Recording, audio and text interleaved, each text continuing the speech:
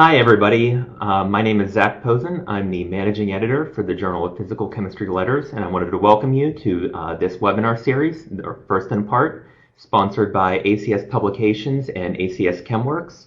So before I turn it over to our speaker, I'd like to go over a couple of the widgets at the bottom of your screen. So first of all, you'll notice at the bottom that you have a widget controlling the slide area. To the right of that, we have one for Q&A and technical support. So if you type a question in here, if it's a technical support question, we'll try to answer that and deal with that as quickly as possible. But as the presentation goes along, if you have questions for Prashant, feel free to type those in and he'll be answering those at the end of his presentation. And then next to that, you'll notice we have the content widget. So in there, you should see three things. So one of them is if you're in an institution that is not a subscriber to ACS Publications, there's a code where you and your institution can get free access. So, and then below that is a link to the virtual issue on which the webinar is based. So you should see a link there to all of the 20 editorials, all of which are freely available for you to read. And then finally, we want to make note that through ACS ChemWorks, we do provide an English language editing service. So if you click on the link there, it should take you to that page as well. And then right next to that is a little bio of our speaker, who is Prashant Kamat. So Prashant is the Zahm Professor of Science at the University of Notre Dame. He's also the deputy editor of the Journal of Physical Chemistry Letters. And with that being said, I'll go ahead and turn things over to Prashant, who will start talking about how you can master the art of scientific publication.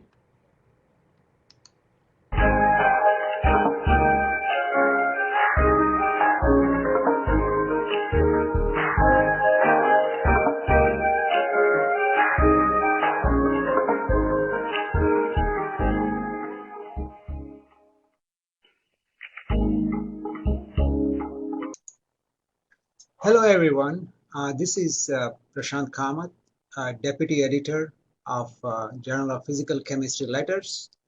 I'm also Professor of Science in the Department of Chemistry and Biochemistry and Radiation Laboratory at University of Notre Dame. This is part one of the 4 webinar series that we have planned to discuss about the scientific publication.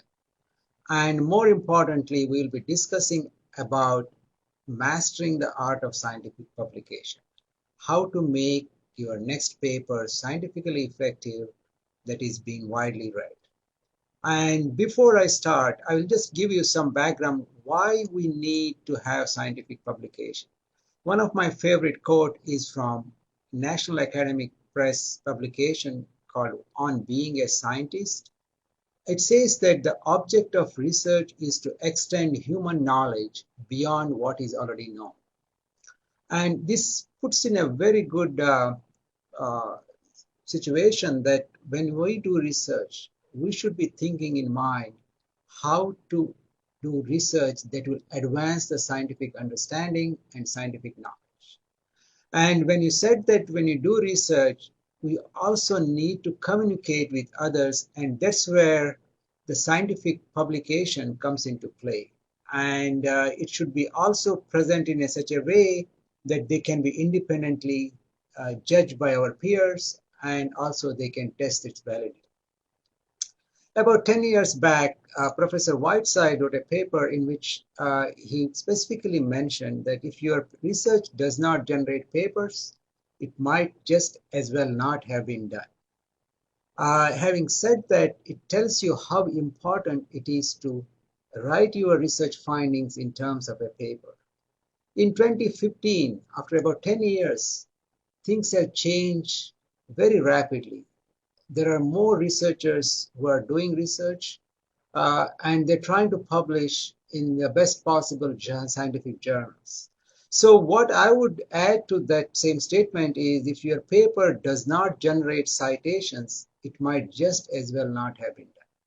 What I'm trying to say is when you write a paper, you want your paper to be read by others, discussed in the future work. So this is where how you communicate your research becomes very interesting. Uh, Another point to remember is the scientific journals like to publish papers that are going to be widely read by the readers. So the readership is the clients of the journal, and your job as a researcher is to write in such a way that it is useful to the journal readers. And journals like to publish papers that are original and significant findings that are likely to be interest to broad spectrum of its readers. And it also has to be very well organized so that it is written in a very clear statements so people who read the paper can understand what is your experiments is about or what is your computational model is about, and trying to understand. And so papers should be concise but yet complete. So this is where the little more skill involves. And as we start off our research career, in the beginning there is a lot of frustrations because papers are getting rejected and because the reviewers cannot understand. But we can overcome those ones by carefully looking in how to make our paper effective. Another important aspect is author responsibilities. And here you have to make sure that your work is new and original research. It is not a derivative or trying to duplicate somebody else's work. So this is where the new scientific advance comes into play, which I talked in the previous slide. All authors are aware of submission. This is also very important that all co-authors that you names you put are aware of the submission and they make a significant contribution to the published work. Follow the institutional guidelines for submission. Again, this is important, especially if you are working in a company where your research is part of a intellectual property. You need to get clearance. So make sure you know the guidelines. Agree that manuscript is reviewed by others and you attach any supplementary material that is needed. Another important point is the copyright permission. You can use papers, figures, schemes, tables that are published in other papers, provided you cite the work and also obtain copyright permission. And remember to include proper affiliation and information. And recently, four of us wrote a virtual issue in the Journal of Physical Chemistry Letters, whose reference is given here. Please make a note of this because this virtual issue contains 20 very important and interesting editorials describing various steps in the publications. And because of the short of time, I will not be able to cover everything, but these topics will be covered in the next three webinars starting from today. So you will get one of the glimpse of early part of paper writing in today's talk. And one of the things I would like to point out that these 20 editorials are free to access. So as a result, so even without subscription, you can use it. You can use it in your training your other students and as an assignment to the graduate students. They can come up with examples and other things. So please try to go through these 20 papers that is presented in the virtual issue. Before I go, one line that you all need to remember when you're writing a paper, that a well-composed manuscript with a compelling scientific story that can appeal to journal readership sees a higher rate of success. So your job is to make, when writing paper, is a very good rate of success is having a compelling story to tell. Okay, what we'll discuss today? We will discuss today how to get ready with your data, some of the very basic outlines, and then key points of the research theme, tips to compose an attractive title, and you'll come and see how this title becomes a very important aspect of a paper, effective abstract, and then telling a scientific story with your research thoughts. Uh, Step one. Step one is getting ready with the data. So you have been working for several months to get this project finished. You have some exciting results that you want to convey, but you have tons of data and tons of figures. And obviously, you cannot put everything together in a paper. So now you need to consolidate some of the plots that represent key findings of your study. So try to think about, make a grand plan and or outline that will represent your scientific story. So they organize the results in such a way they follow a logical sequence. And try to get these figures. Sometimes people make panels in the figures. Don't try to cram up all the data into one figure. See how best it is presented and create an outline.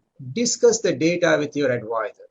So one of the things what I suggest to our students is when you have this data, try to identify one or two key findings that you would like to convey to the general reader. This is your finding. This is what you claim to be advancing the science. And make those figures centered around that key theme. And now you discuss with your advisor and get additional feedback so that you can write a story. And another important thing during the discussion you have to bring in is what is the best journal that to submit your paper. And in fact, this is where the most of your emphasis should go in trying to find a journal that is best fit. I can give an analogy of a lock and key. So if the lock and key matches, it opens up. So if your journal is right, when you submit a paper, it is being widely read. Don't worry about the impact factor. I would suggest you should focus on the impact of your paper and who is your best audience. So that's where you get the best satisfaction of propagating research. So before starting your paper, what you need to know is uh, the focus of your paper. Because when you have data, you can write the paper in many different ways. So this is an example from an anonymous quote which says that whether you can write a story saying that this man found a rope, or you can also write a story saying that it's lost a mule. So it is very important to know the focus of your paper by looking at your data. What is the best way to present this data and make that compelling scientific story so that general readers can appreciate? Step two, as I told in the beginning, the title makes one of the important part of your paper. You have to be very creative in selecting the title or writing the title. And because this title is the one that draws the attention of your readers. And again, think yourself, why do you look into a paper that was just while scanning your table of contents? It's the title. The title made you to click on that abstract or a PDF file to read more about that research. So this is where you can compel readers to read your work by creating a good title. Compose a title that is simple, attractive, and accurately reflects investigation. And you can see in the bottom there are two editorials just focusing on the title itself. They are simple and ready to understand the theme.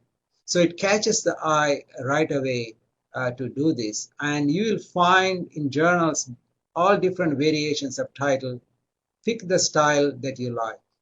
And one of the things is try to avoid some of the very commonly overused words like study of, investigation of, novel, facile, one-part synthesis, high efficiencies.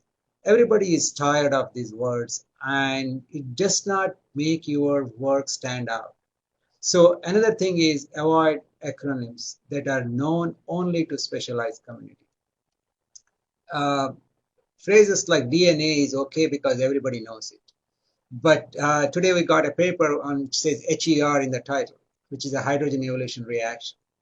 So probably people working in a specialized field will know what is HER.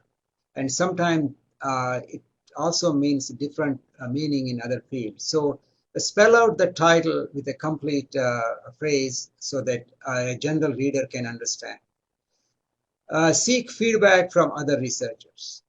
And one of the things you do is write 5 or 6 different versions of the title, different ways, and just circulate among your colleagues, other students, your roommates, lab mates, whoever it is, and ask them, which one do you think will appeal to a general reader?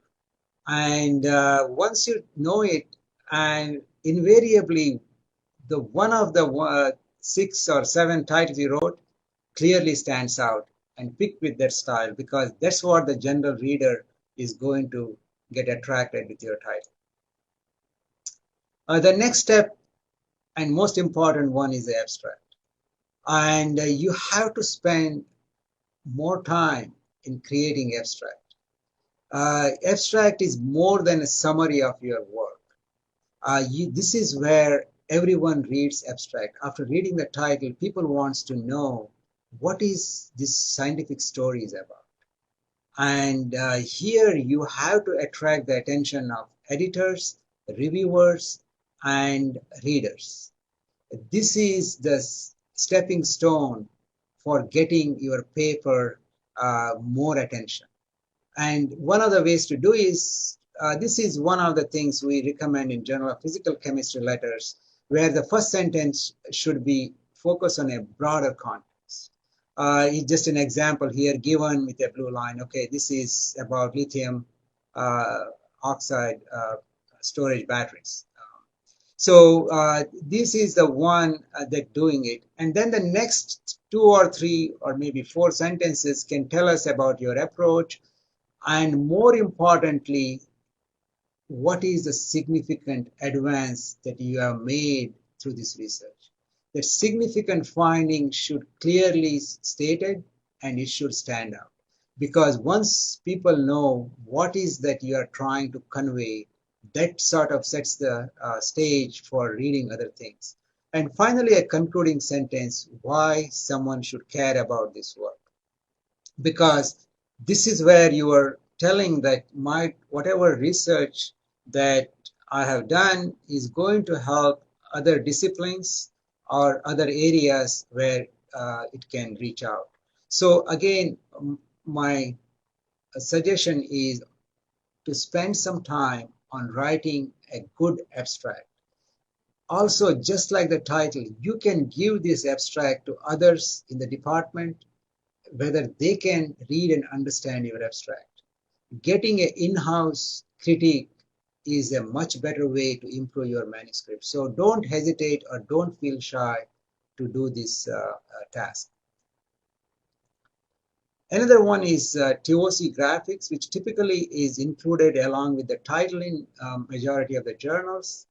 If you ask about 15, 20 years back, people would have said, why do you need a TOC graphics? It was not a common practice.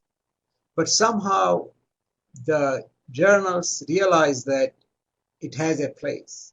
You want to capture somebody's attention with a scheme or a figure that is gives you a story in 20 seconds. Somebody can, oh, this is works on a metal clusters or a DNA or any other things that can relate to the title and the scheme.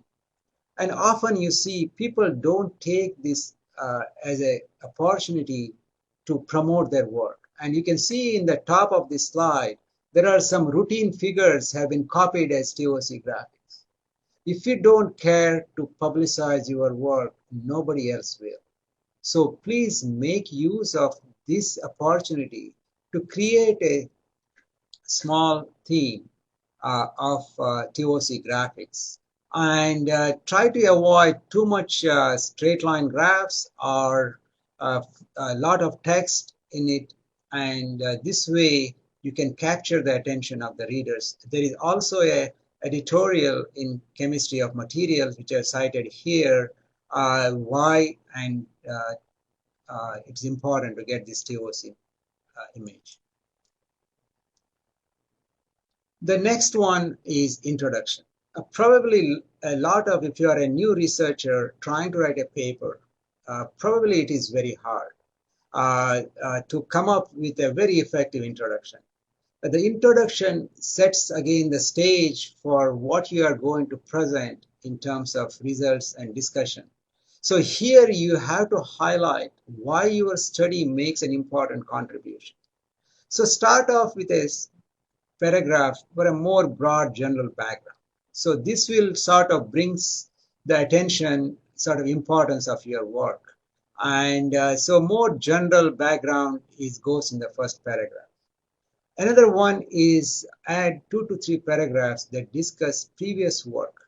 And this is the one where you have used a lot of literature while carrying out your experiments. Put them in aside, make some notes, and use those papers as a backdrop for discussing the previous work.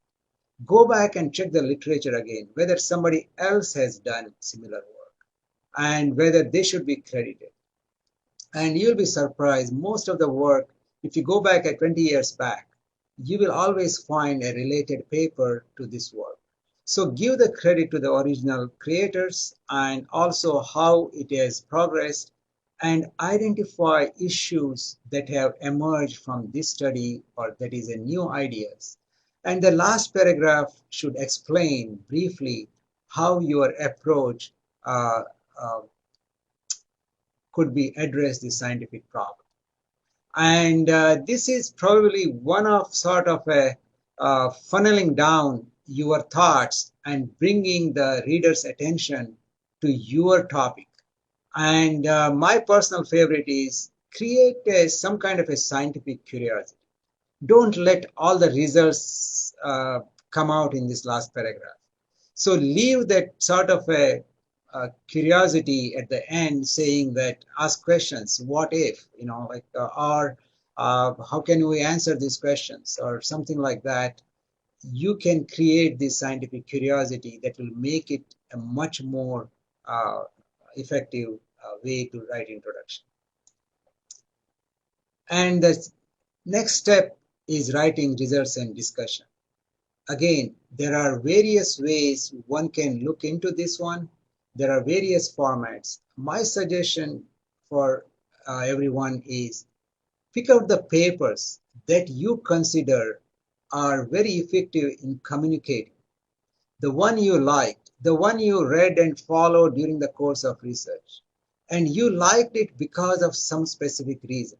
That is the style of writing and presenting results. Try to adopt that kind of a strategy, because if you like that style, I'm sure others people will like it too. Don't try to complicate, confuse the readers by bringing in too many ideas. Try to make it a clean flow from one step to the another step. Okay. So before that, describe results in detail and include detailed discussion, keeping in mind the scope of the journal. Once you select your figures as you got in outline and lay them in order, figure 1 to whatever 6, and then start describing those figures and include the discussions. And the discussion theme should follow the uh, uh, uh, way you present your figures and not the sequence which you are conducting. Okay. Discuss how your data compare and contrast with previous results, and justify how your data provides new advance in the field.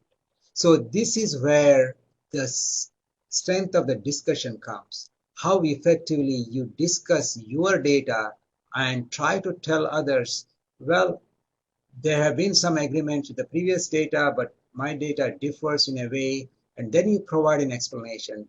Give us some kind of a mechanistic or some kind of information that draws new advances.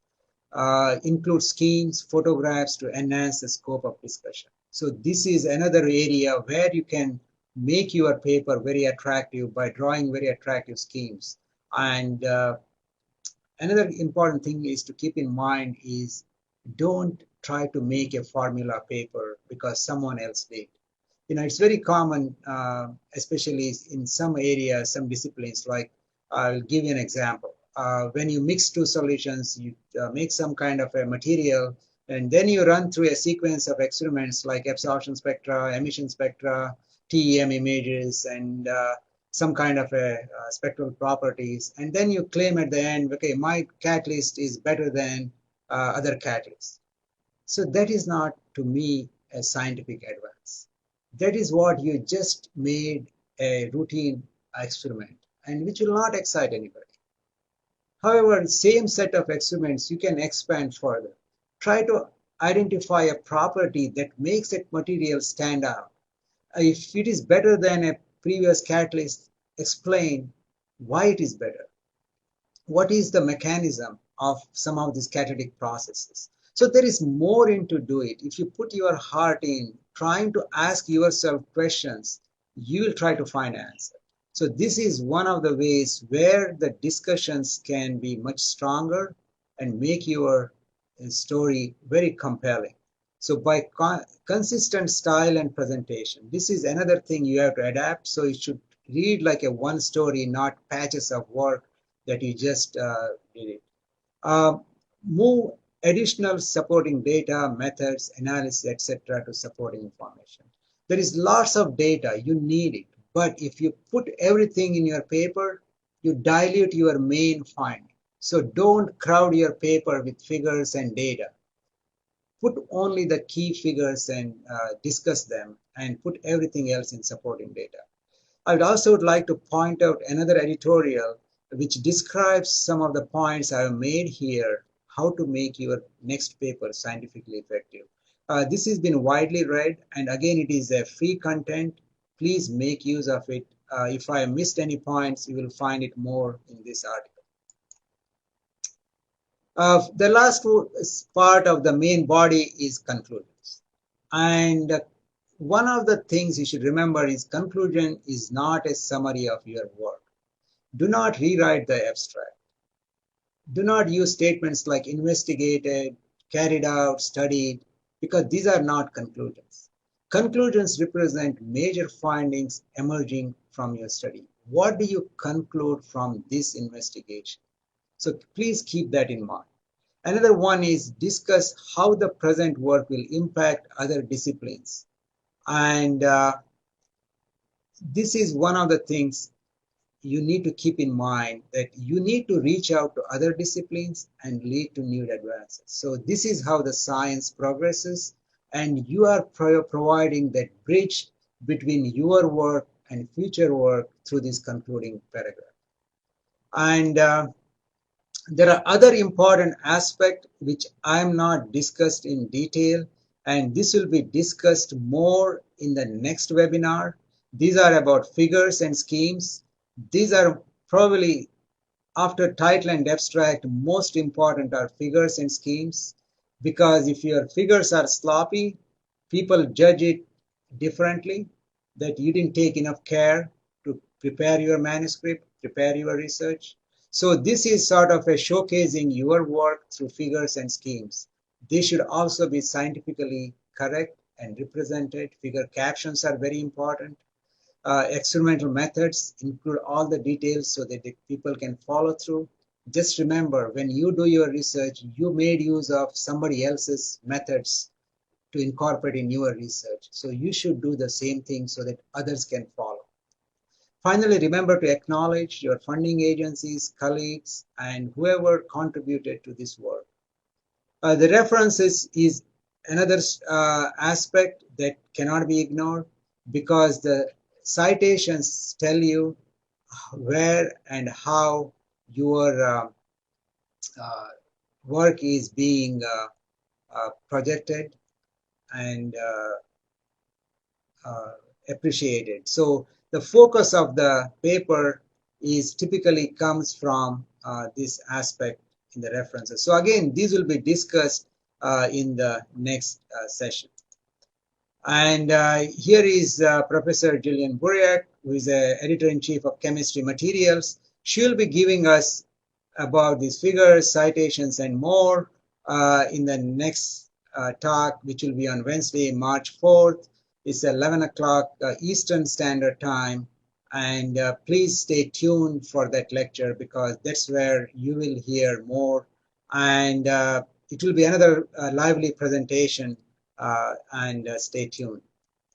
So to end this my seminar, and I'm sure many people have several questions. So in order to give you more time and answer specific questions, I'm going to give you some of the key points to remember. Again, if you have forgotten already, so here are some of the points that you can remember.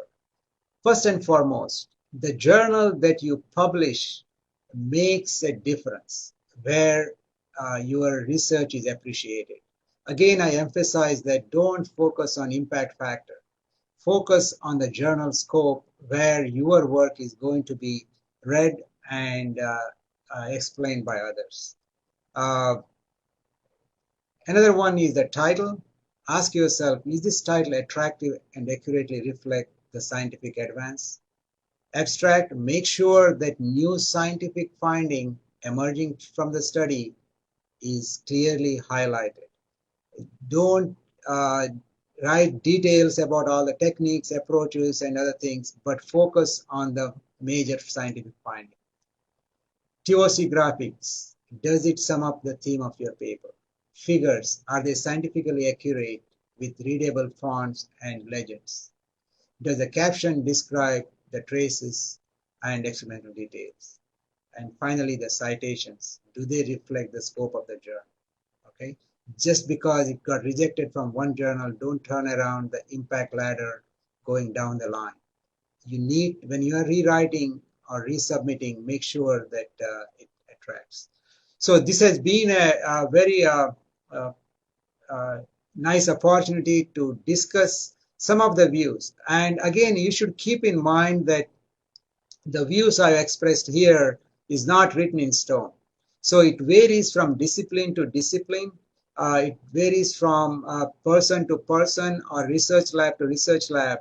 So these are more taken from a broader context. And I wish you good luck in writing your next paper. And if you have any questions anytime, please feel to email me. But now we'll move on to the Q&A session.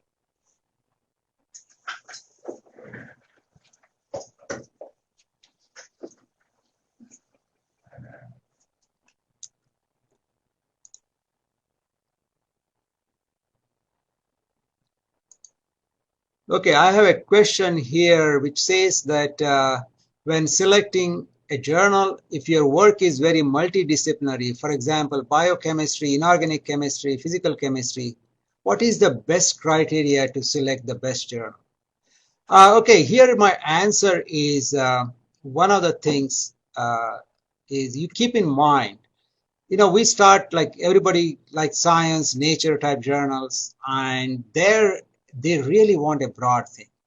So for example, if you want the best journal to cover all this area in the ACS, Journal of American Chemical Society is a more broader context, and it reaches out a wider readership. And the journal editors also look from a perspective whether a journal reader can appreciate this work. So sometimes when they submit it, if too specialized, then they send it to the specialized journal. But again, your aim should be reaching out broader. And I think JACS is one of the journals that you can consider. What about the cover letter and how to appeal to an editor? Okay, the cover letter is also an important aspect in this feature, because that sort of points out, gives a little more background. The editors do read cover letters, and that tells the sort of past history which you cannot tell in the paper if it's submitted, and other things. So make it is effective. There are editorial in writing that cover letter in that virtual issue. You will find more about it. How to appeal to an editor. One of the things is every journal has different policies. Some journals have their formal appeal process where they discuss the other editors and make a decision. And again, there is editorials on that one too. You will find it. But some journals will simply say that, well, you address all those comments and resubmit back the paper, and we'll send it back for the same person to review. So more than just appealing and wasting your time, try to address the reviewer comments and see how you can make it better and overcome the deficiencies. So that is one of the things I would suggest. Uh, the next question is from Tapish Sabu, and what is more the important, the number of citations or the impact factor of your paper? You know, this is one of these impact factor business. You should realize that uh, it does not reflect actually the quality of science. You can see within the same publisher, some fields have higher impact than the others. Uh, I don't want to name journals, but there are, for example, in physics, one of the most prominent journal has uh, less impact factor than some of the nano journals. But that is a showcase journal, and it's very hard to publish in the journal. So to me, the number of citations tells you for the paper what is the best paper, whether it has been read and accepted. So even in the journals, about 30% of the paper only receive higher impact than the journal impact itself. Majority, more than 50% of the papers in that high impact journal have lower impact.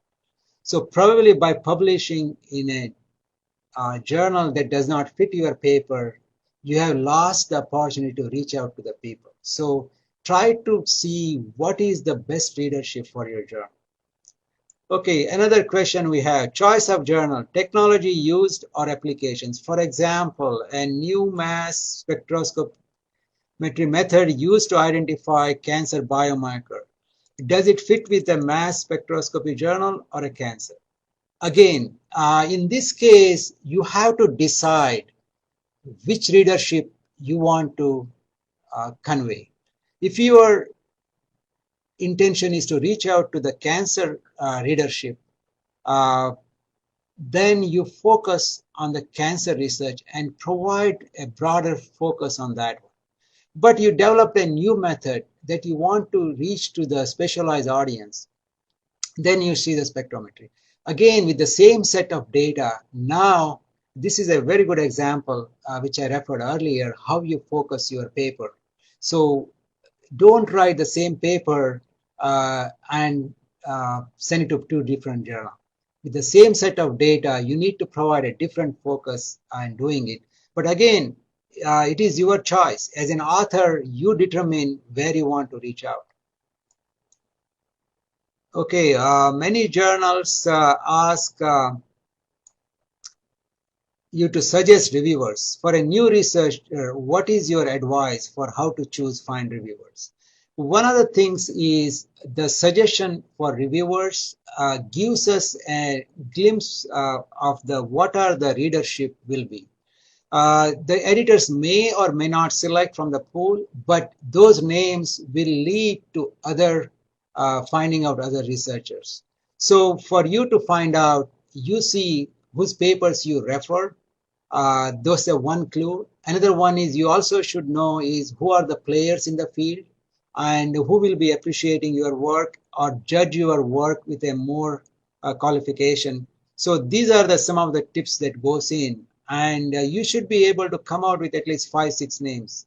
My suggestion is don't pick the busy people because they are often bombarded with other tasks of editorial or other review tasks. So try to find out people who are more active in your area and who can give you a better feedback.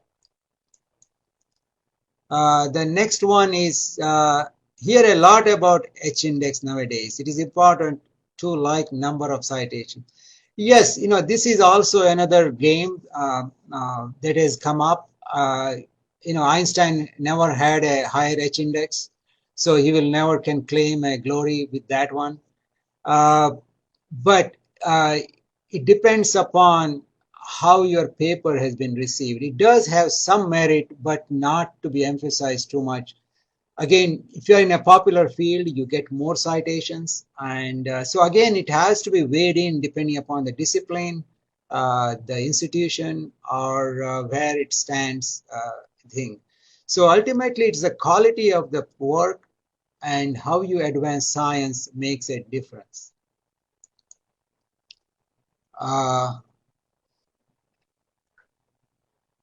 I just got a correction that there is a new journal that is ACS has started. This is about writing a broader scope journal, which is ACS Central Science. They are also trying, and it's in free open access journal too.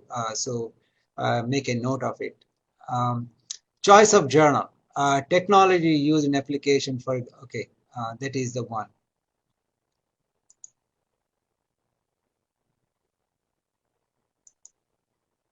With all the competition to publish more and better, there is a risk that scientists begin to introduce more and more advertising tools and no less tools of communication.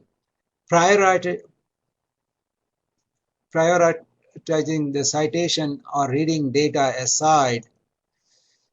Again, you have seen there is a lot of papers have too much hype, but as a reader, you don't value them. So this is where you have to have a good scientific data before you step out and make claims. So your reputation depends upon how your claim is substantiated by the results. So what I was trying to say is while trying to present your results in a more effective and convincing way to the general readers, it is also important to remember that the science should be good and not just the advertising as it quoted in this one. In few cases, we are getting routine work even though the results are good. How to shape up such a kind of work efficiency solar cell device with 7% with no materials get such a comment. Yeah, this is one of the area that we look for in the sense that when you say routine work, which means that you have not made a significant advance, not in terms of efficiency. So not everybody is interested in efficiency, but people wants to see whether it's a new material that is being developed or new mechanistic understanding you are providing. So sometimes you have the data, but if you don't highlight in terms of a new advance, it is been regarded as routine. So again, my suggestion is take a deep look at your data and see how you can find out something new out of those experiments and present in a way. If you don't have high efficiency, don't make a claim that I am getting these efficiencies. And in fact, I'm glad that you wrote that full number 7%. Sometimes people write 7.3256%. And the significant digits in this case is meaningless because nobody can reproduce efficiency with the 4 decimal digits you do it. So don't emphasize on the efficiencies, emphasize on the scientific advance. So that's my suggestion for this one. When comparing your work, how to point to deficiencies of other works that you want to address in your work. Those previous authors might be the reviews. Like if the science is good, don't worry about the reviewers. Like it's perfectly fine if I publish something and you come up and the deficiencies, you have to overcome that one. And we are all scientists. We like to take criticisms. I don't think if the criticism is valid, if I have to review a paper and someone says, well, we did some work and well, these guys missed this point or we disagree with it, it's perfectly fine as long as you prove with a scientific evidence that the other people said is wrong, and we all believe in changing. The results are always same, the interpretation changes, and this is how we evolve in science. And I think you should not be fearing about the reviewers or authors. So sometimes when you contradict, the editors wants to know the opinion of the person too. So they might send it to the same guy whom you are contradicting, and then they will judge the merit based on your work and other ones. And you can always ask for a third person if you don't get it.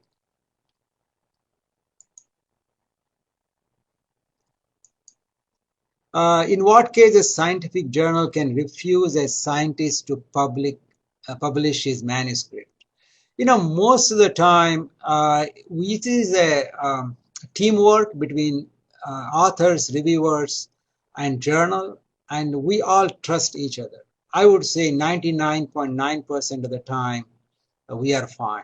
But there are always some kind of a thing we encounter once in a while, either fabrication of the data, plagiarism, or like not giving a proper history of previous one thing or doing it. So those kind of papers are being flagged, and they are scrutinized more. Only in very severe cases they are being banned because they did really something unethical. Otherwise, nobody refuses to publish a paper as long as the paper meets the scope and new scientific advance that is being presented.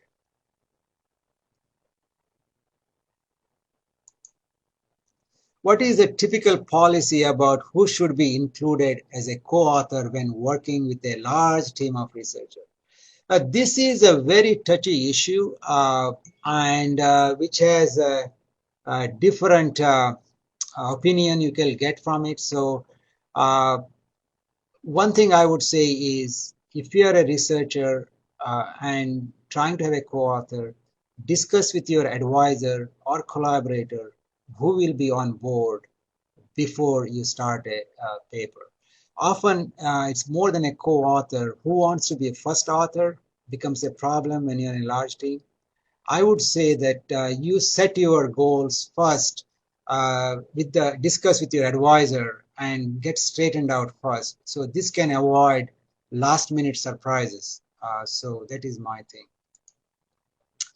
How is best to decide whether to publish a communication or to wait for a more complete story? My suggestion is complete story is always good. And in the olden times, the communication was done to communicate very early stage and done it. And then there used to be a follow-up of full paper. Today, because of the rapid nature of publication, people would like to have a complete story. Even the communications you see today, they have a complete story. But people are putting more emphasis on the new breakthroughs and other things in communication and doing it. So again, it is your choice, but given my choice, complete story is always better. Research is focused in ecology and chemistry. How should I discover a multidisciplinary journal? Again, ACS has a lot of portfolio, and I would suggest you look into the journal scope, and there are many journals that you'll find that will fit both this ecology as well as chemistry aspect. Another question from Alex. How is it best to decide whether to publish a communication? And I think we talked about it earlier on this one.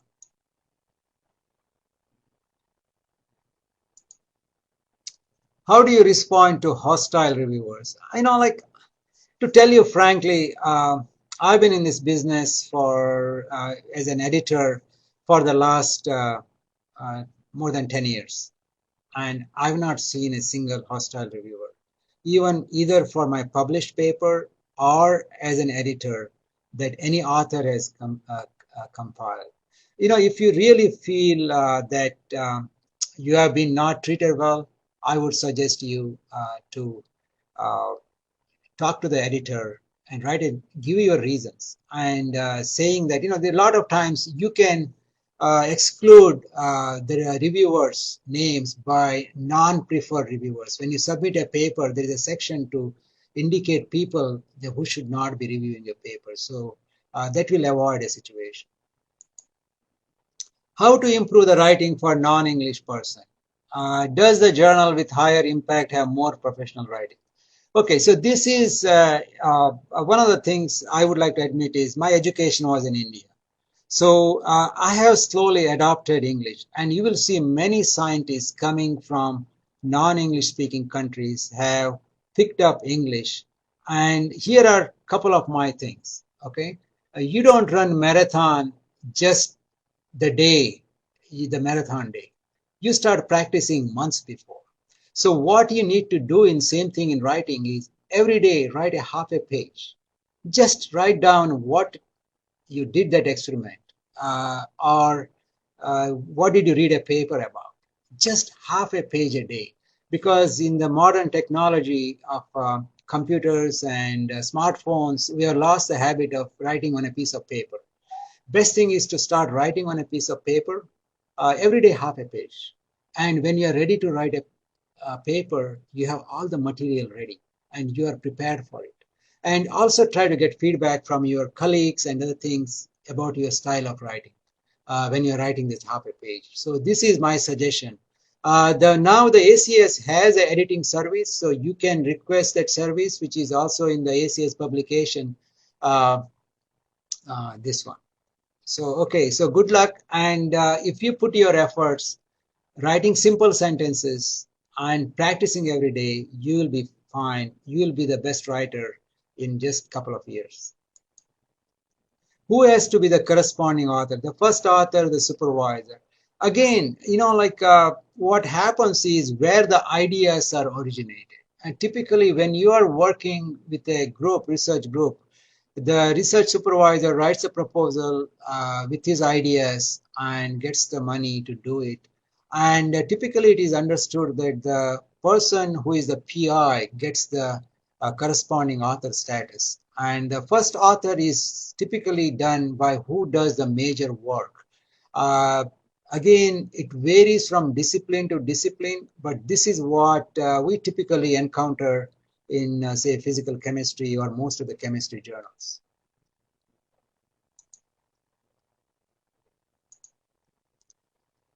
So how do you convince your PI that someone should be excluded from authorship because they did not contribute to the work in the paper but may work on similar work? Again, as I said earlier, you have to have an understanding within your own group who is involved and who is not involved. And the person who is in charge of the project should be allowed, again, it's my opinion, that to decide who got contributed more. In our group, our students, each one has a project, but if they collaborate with another group member, they themselves come forth and say that, well, we should include this group. But again, discussing with your advisor in the early stages can avoid a lot of stress later on.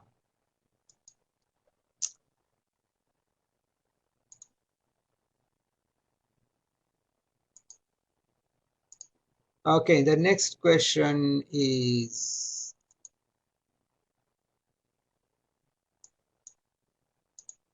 hi, I did develop an energy model of photosynthesis for photovoltaic application. The model was derived through mathematical approach. Do you think this study is suitable for this letter or communication? Do you consider study to accept if all references are old and not recent?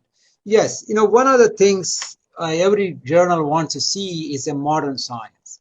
So it has to have some context with the new literature. If you write only the citations, say 40 years back, so basically people think that you are never updated with your literature, what happened in the last 50, 60 years. So it is important to bring in the context in terms of modern science, modern advancement. So you can cite old literature, but it should also include the new ones. And again, just with a theme does not tell you what is the advance you have made in the field. And writing a paper with a more compelling story makes a good thing.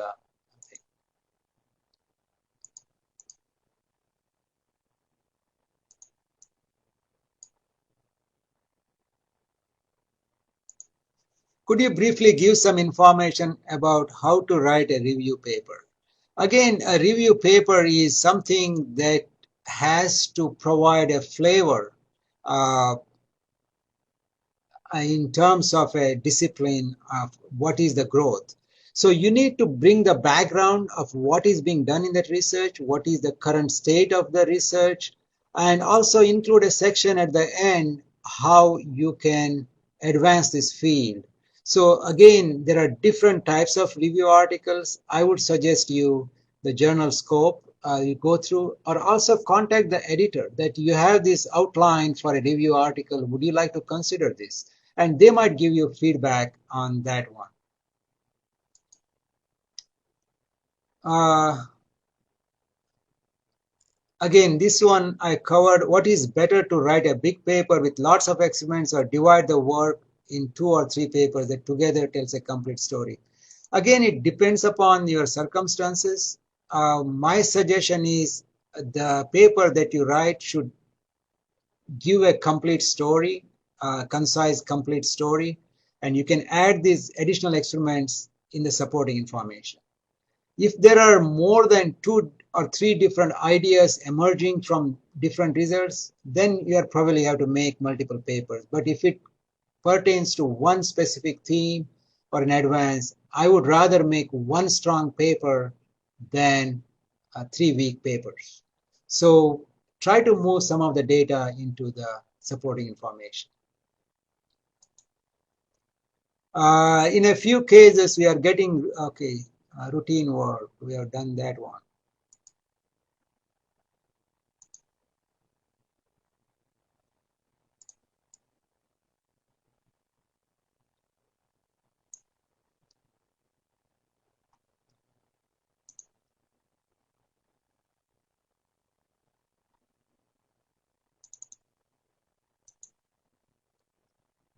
What are the general guidelines for a review paper or a paper that presents previously published data? I would suggest that, again, contact the editors and other people who have been in this one. One more question is it correct to ask for a second opinion if your paper has been rejected by somebody in the editorial board? Again, I told earlier there are appeal processes in some journals, and some journals you can contact the editor, and the editor might look into the paper. He might send it to a third reviewer or a fourth reviewer, get an independent opinion. Again, it based on journal to journal.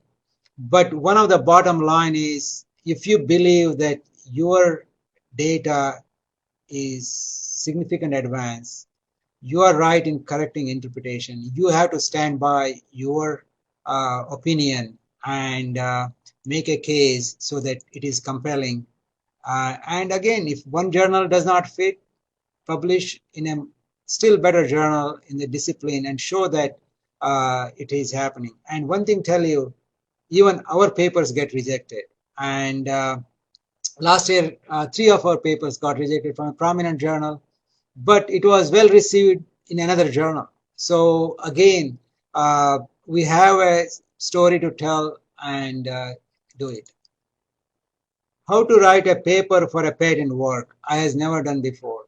Again, patent writing is difficult. You need to hire a patent lawyer, and because it has to be in the legal terms, which most of us are not experts. Your organization office should be able to do it. Okay, to which editor should cover letter? You can always address to the senior editor. Okay, I've been told that the time is up. I'm sure there are many more interesting questions, and either these will be addressed in the next webinar. You can stay tuned, or if you have really a thing, you can send me email at pkamat nd.edu, or you can also look into Journal of Physical Chemistry Letters. You can find my email address. And it has been really a pleasure to chat with you. And I'm sorry I could not answer all of your questions. And again, we attend conferences. If you see me or any other editor, please stop by and ask your questions. And we would like to help each and everyone who is new to science and make their work stand out in the journals. And again, as I said, we are in a part of a teamwork, and together work and work and make this as a very successful enterprise. And good luck, everybody. Thank you.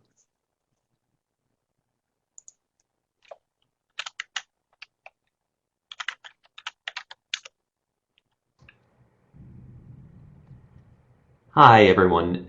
Thank you so much for attending this part one. This is just a reminder that, of course, it's only part one in a series. The next one will be hosted by Professor Jillian Buriak. So if you had any questions that weren't answered, if you have anything you'd like to follow up on, you can contact any of us. If you have further questions, feel free to ask them during our next webinar. And from all of us at ACS Publications and the Journal of Physical Chemistry Letters, thank you so much for attending.